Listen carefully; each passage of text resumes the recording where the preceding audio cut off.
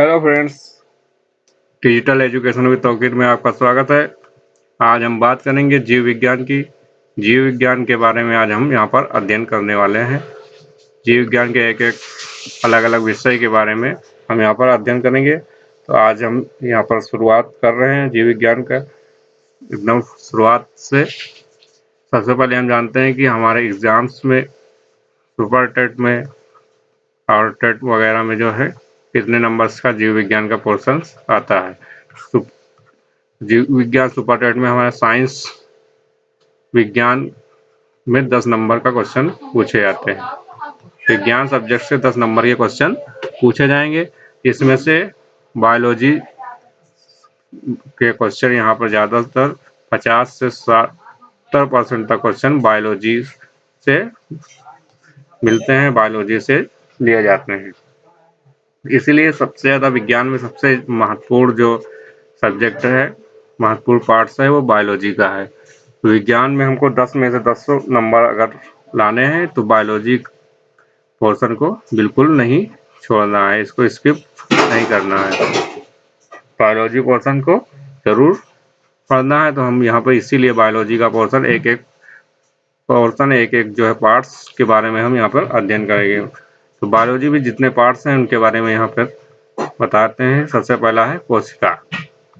कोशिका जो है के बारे में हम अध्ययन करेंगे। फिर सेकंड नंबर पे आता है कंकाल तंत्र, पेशीय तंत्र, मास्कुलर सिस्टम, डाइजेस्टिव सिस्टम, पाचन तंत्र के बारे में बात करेंगे। श्वसन तंत्र के बारे में बात करेंगे। सर्कुलेटरी सिस्टम के बारे में बात करेंगे। ब्लड और रक्त वर्ग, ब्लड ग्रुप के बारे में हम बात करेंगे। और रेस्पिरेटरी सिस्टम, उत्सर्जन तंत्र के बारे में बात करेंगे।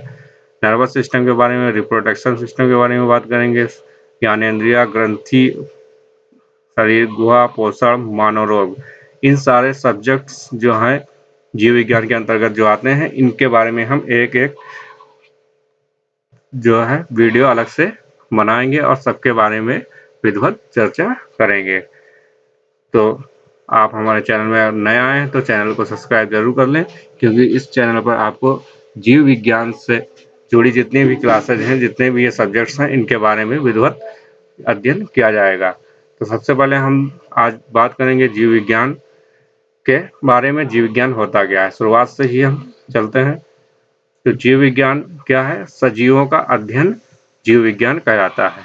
सजीवों का अध्ययन जीव विज्ञान कहलाता है। उसके बाद जीव विज्ञान के जनक कौन है? अरस्तु। जीव विज्ञान के जनक अरस्तु को कहा जाता है।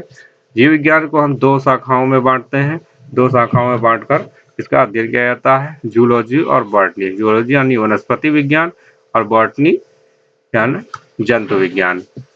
तो जूलॉजी यानी जंतु विज्ञान का अध्ययन जूलॉजी के अंतर्गत किया जाता है। जंतुओं का अध्ययन किया जाता है जूलॉजी में, जंतु विज्ञान। इसके जो जनक हैं, जो पिता हैं, अरस्तु को कहा जाता है, अरस्तु को माना जाता है। उसके बाद है बॉटनी। बॉटनी यानी वनस्पति विज्ञान के अंतर्गत वनस्पतियों का, पेड़ पौधों का अध्ययन किया जाता है। और वनस्पति विज्ञान बॉटनी के जनक हमारे थियोफ्रेस्टस हैं। थियोफ्रेस्टस को वनस्पति विज्ञान का जनक कहा जाता है। और जूलॉजी यानी जंतु विज्ञान का जनक अरस्तु को कहा जाता है। और नॉर्मल अगर क्वेश्चन आता है कि जीव विज्ञान का जनक किसे कहा जाता है, तो वो भी अरस्तु को ही कहा जाता है। पहला पार्ट्स है जीव विज्ञान का, जो पहला है कोशिका। जीव विज्ञान का जो पहला पार्ट्स है, सब्जेक्ट्स है कोशिका। तो कोशिका हम के बारे में हम अध्ययन करेंगे। कोशिका क्या होती है, कोशिका के कितने अंग हैं, कोशिका के अंगों के बारे में पढ़ेंगे। इसके प्रकार क्या हैं, इसके कार्य क्या हैं, इसके प्रकार और इसके कार्य के बारे में हम अध्ययन करेंगे। सबसे पहले जानते हैं कोशिका और कोशिका के कार्य और कोशिका के अंग। तो कोशिका क्या है? कोशिका का अध्ययन हम किसके अंतर्गत करते हैं? कोशिका के अंतर्गत हम साइटोलॉजी के अंतर्गत हम कोशिका का अध्ययन करते हैं। कोशिका का अध्ययन साइटोलॉजी कहलाता है। साइटोलॉजी के अंतर्गत ही कोशिका का अध्ययन किया जाता है। सर्वप्रथम कोशिका की खोज 1665 ईस्वी में रॉबर्ट हुक ने किया था। रॉबर्ट हुक को ही कोशिका का पिता कहा जाता है या कोशिका का खोज करने का श्रेय रॉबर्ट हुक को दिया गया है नॉर्मली क्वेश्चन में। लेकिन अगर गहराई में जाएंगे तो रॉबर्ट हुक ने सिर्फ मृत कोशिका की खोज की थी। मृत कोशिका की खोज सिर्फ की थी रॉबर्ट हुक ने, और जीवित कोशिका की खोज किसने की थी वो हम आगे बताते हैं अभी। अब father of cytology Robert Hooke को कहा जाता है। Father of cytology Robert Hooke को कहा जाता है। और जीवित कोशिका की खोज 1674 ईस्वी में एंटोनी वॉन लीeuwenhoek ने की थी। लीeuwenhoek ने जीवित कोशिका की खोज की थी और मृत कोशिका की खोज रॉबर्ट हुक ने की थी। लीeuwenhoek को फादर ऑफ बैक्टीरियोलॉजी कहते हैं। रॉबर्ट हुक को फादर ऑफ साइटोलॉजी कहा जाता है और लीeuwenhoek को फादर ऑफ बैक्टीरियोलॉजी कहते हैं। और रॉबर्ट्स ब्राउन ने कोशिका के केंद्रक की खोज की थी। कोशिका का केंद्रक जो होता है उसकी खोज रॉबर्ट्स ब्राउन ने की थी। मृत कोशिका को नेफ्रोसिस कहते हैं। मृत कोशिका को नेफ्रोसिस कहा जाता है। स्लाइडेन एंड स्वान ने कोशिका का सिद्धांत दिया और बताया कि शरीर कोशिका से बना होता है। सर्वप्रथम स्लाइडेन एंड स्वान ने ही हमको बताया कि हमारा शरीर कोशिका से ही बना होता है, इसके सिद्धांत दिया। इस प्रकार कोशिका शरीर की सबसे छोटी इकाई है। शरीर की सबसे छोटी इकाई कोशिका को कहा जाता है। सबसे छोटी कोशिका हमारी माइक्रोप्लाज्मा की होती है और सबसे बड़ी कोशिका शुतुरमुर्ग का अंडा। शुतुरमुर्ग का अंडा को सबसे बड़ी कोशिका कहा गया है। सबसे छोटी कोशिका हमारी तंत्रिका तंत्र या स्नायु कोशिका होती है। तंत्रिका तंत्र या स्नायु कोशिका हमारी सबसे छोटी कोशिका होती है।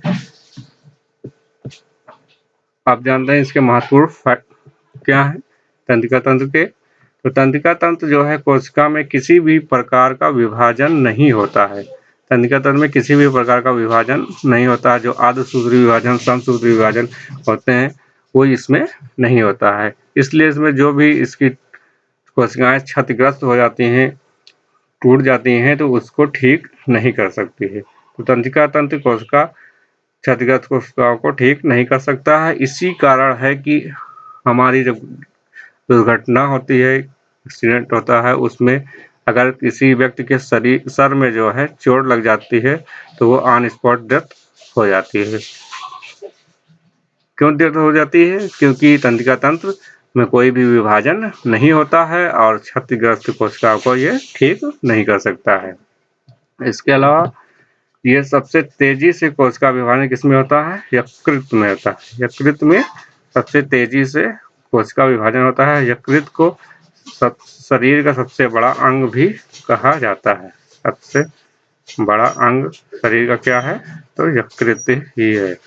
यकृत को शरीर का सबसे बड़ा अंग कहते हैं। यकृत में ही कोशिका विभाजन सबसे तेज, सबसे फास्ट विभाजन जो है यकृत में ही होता है और ये अपनी क्षतिग्रस्त कोशिकाओं को स्वतः ही ठीक कर लेती है, उसकी मरम्मत कर लेता है यकृत।